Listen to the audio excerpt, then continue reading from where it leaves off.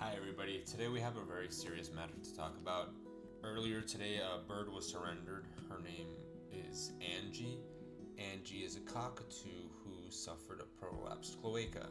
Now the owners, they couldn't afford the surgery, understandably so. What they did was they would keep it clean, they would wash it down, making sure that it wasn't getting infected or anything like that. After waiting a while, they finally decided on contacting a rescue, so they contacted us. And something that was interesting to me is that she said that the prolapse started over a year ago.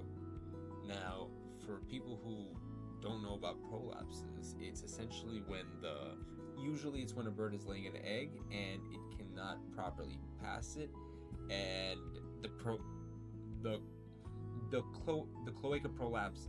It comes out of the body and it's really nasty, really just not something that's cool or fun at all. Probably one of the more expensive surgeries you can do on a bird. And these birds typically cannot survive for more than a week without getting help. So I told her, I said, it's probably not really a prolapse, it's probably something else.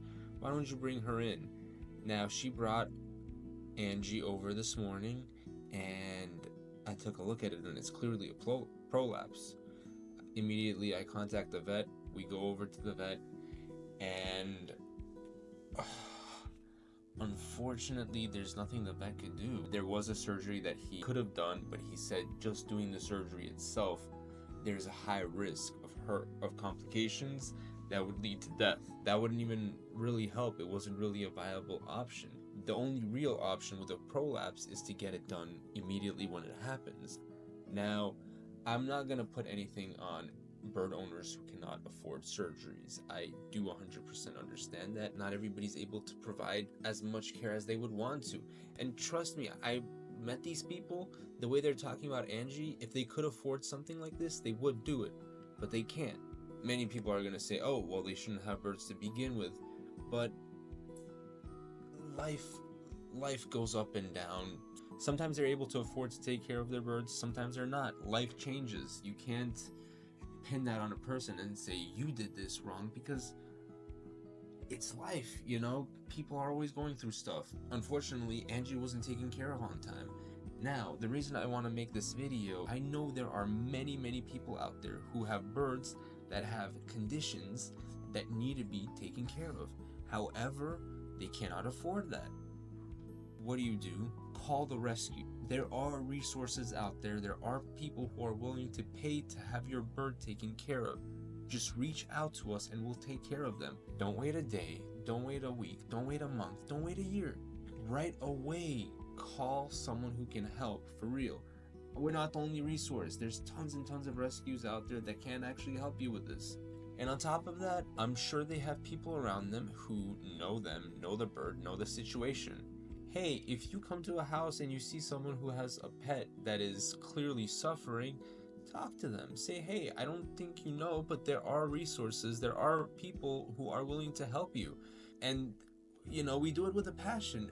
Every time we get birds that come in, yeah, we go to the vet. Yeah, we have to spend a ridiculous amount of money sometimes. But guess what? End of the day, we rescue a life and we make a difference, and that's what we're here for. So now please do us a favor, share this video. There are people out there who are just scrolling through social media and they don't realize that there's a resource that can help them. By you sharing this video, they will be able to do that. Who knows, maybe somebody's going to be scrolling down your feed, seeing your exact share and say, hey, this is exactly what I needed right now. Shortly after that, seeing how much pain Angie was in, we made the decision to euthanize her, which it's never an easy decision to make. It's never something you want to ever have to do, but sometimes you see an animal suffering and you know there's only one thing you can do. In her last moments, I held Angie, gave her some head scratches, tried to calm her down, and she went peacefully. There's no real happy ending to this.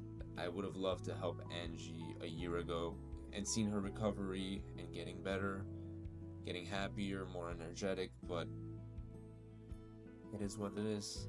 please consider donating to our parrot medical fund. Things like this deplete our fund. However, people like you can help recuperate it. Rest in peace, Angie.